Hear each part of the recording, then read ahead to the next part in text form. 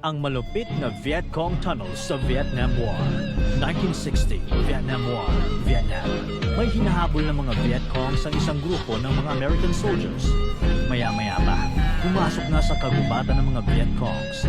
Kaya napagtanto ng mga Amerikano na papaligiran nila ang buong gubat upang hindi ito makatakas. Pero pagkatapos ng ilang oras na paghahanap, talagang hindi na nila nakita ang Viet Congs.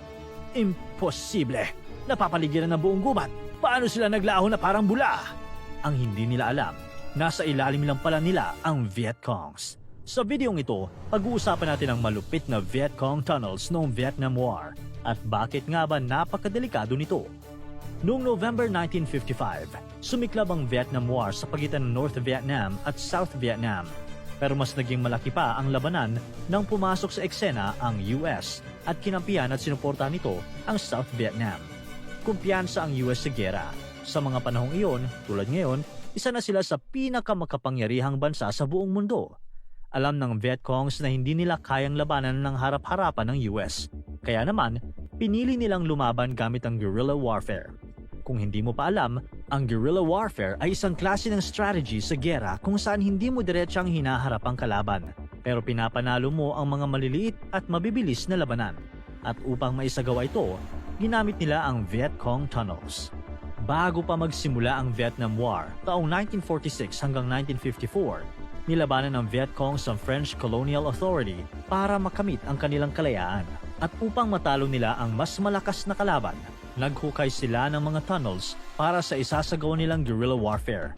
Kaya naman, nang dumating ang US noong 1955, nakahanda na rin ang tunnel na gagamitin ng mga Viet Congs. Pero maliban dyan, mas pinaganda pa nila ito at pinatibay. Hindi ordinaryong tunnels ang ginamit ng mga Viet Congs. May maraming facilities sa loob ng mga tunnels na ito. Dito nila nilalagay ang kanilang mga supplies na pagkain at pati na rin supplies na pandigma. Maliban dyan, may mga kwarto din sa tunnel kung saan pwedeng matulog ang mga sundalo nila. Kadalasan sa mga higaan ng sundalo ay mga nakahilerang duyan upang makatipid ng espasyo sa tunnel.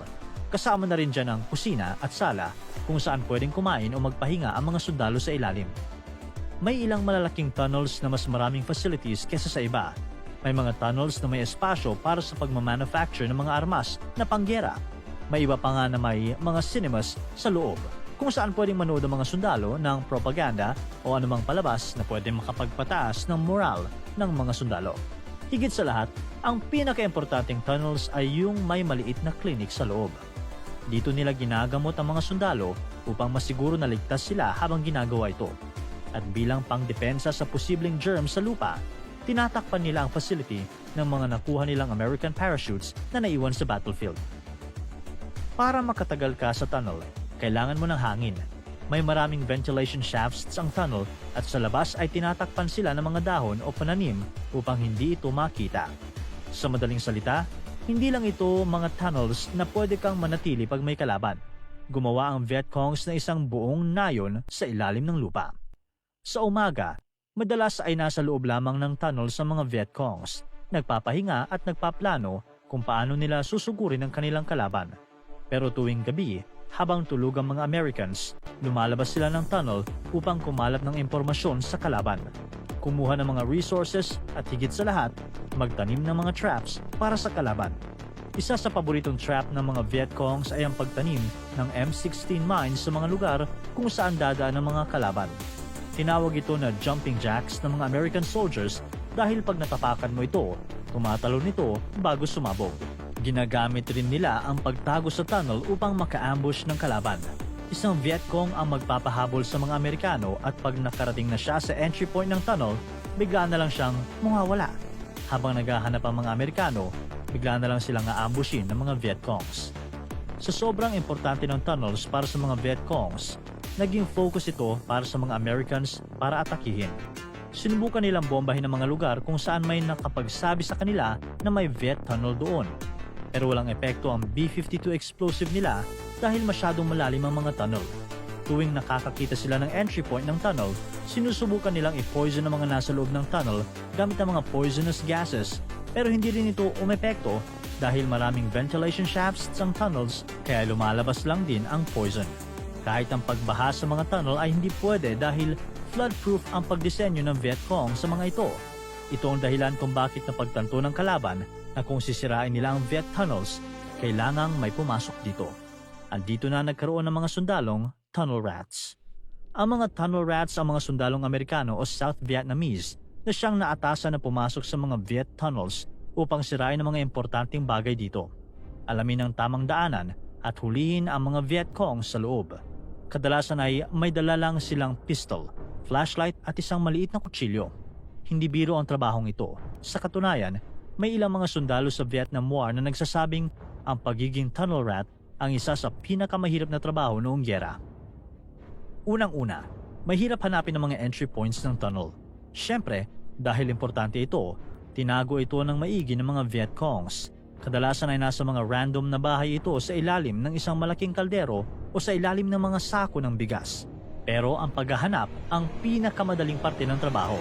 Dahil pag nakakita ka ng entry point, kailangan mo lang pumasok at dito na magsisimula ang totoong problema. Pagpasok mo sa tunnel, mamimili ka ng daanan na tatahakin mo. Kapag nagkamali ka, posible ka nang maligaw at mahirapan pang bumalik. Pero kahit nakuha mo ng piliin ang tamang daanan, marami pa ring naghihintay na traps sa'yo. May mga daanan sa tunnel kung saan bigla ka nalang liliko at saktong-sakto para sa mga Viet Congs para i-ambush ka. Paglitaw ng ulo sa likuan, may Viet Cong nang may dala na baril na naghihintay sa'yo. Ang pinakakaraniwang uri ng trap sa tunnel ay punji pit. Ang punji pit ay isang butas sa lupa na may mga matatalim na bamboo na nakatayo dito. Tinatakpan ito ng mga tanim o malalaking dahon para hindi makita ng kalaban. Pag dumaan sila dito, mahuhulog sila sa butas at matutusok sa mga bamboo. Isipin mo kung gaano ito kasakit, lalo na't madalas ay may poison o dumi ng tao ang talim ng mga bamboos na ito. Ang malala pa dito, hindi namamatay agad ang mga biktima at sinusubukan pa silang i-rescue ng mga kasamahan nila. At hindi ito madali. Kailangan mo pang kunin ang kasama mo sa butas at pagkatapos ay hilahin ito paakyat. Sa katunayan, ayon sa mga Viet Congs, sa dami ng oras na ginugugol ng mga kalaban nila sa pag-rescue sa tunnel, ginamit nila ito para magplano kung paano sila i-ambush pag-akyat nila pataas. Marami pang ibang traps sa tunnels. Maraming tripwires dito na kung matatamaan mo, bigla na lang may babagsak na mga poisonous scorpions at spiders sa'yo. At hindi lang yan ang mga hayop doon. Naglalagay ng mga ahas ang Viet Congs na tinatago nila sa mga dahon. Pag nakita ng ahas sa mga Amerikano, agad itong aatake at kung babarilin naman nila ito, maaalerto ang mga Viet Congs na may nakapasok na kalaban. May tripwires din kung saan bigla na lang may malaking bato na may mga matalim na bagay na babagsak sa'yo. O bigla na lang magko-collapse ang ibabaw ng tunnel na dinadaanan mo. Ayon sa isang kwento, isang sundalong Amerikano ang bigla na lang namatay nang pinasok niya ang kanyang ulo sa isang butas sa tunnel at may poison dart na bigla na lang tumama sa kanyang likuran. Subalit, maliban sa traps at facilities, isa sa pinakamalaking tulong ng tunnels ay ang paggalaw ng Viet Congs nang hindi nakikita. At ipinamalas nila ito sa naganap na Tet Offensive noong 1968. Sa loob ng isang taon, nagsagawa ng mahigit sa 100 mga atake at mga ambush ang Viet Congs sa mga syudad at military outposts sa South Vietnam. Gamit ang mga tunnels, ginulat nila ang kanilang mga kalaban dahil bigla na lang silang lumilitaw sa enemy lines na para bang nag-teleport sila. Ang tagumpay ng Viet Cong sa Tet Offensive ay isang malaking dahilan kung bakit napilitan ng US na umatras na sa labanan at suportahan na lang ang South Vietnam mula sa malayo. Ngayon ay isa ng tourist attraction ng Viet Cong tunnels, pero para sa mga nakakaalala sa Vietnam War, nagsisilbi pa rin itong paalala kung paano tinalo ng ilang Vietnamese na sundalo ang isa sa pinakamakapangyarihang military force.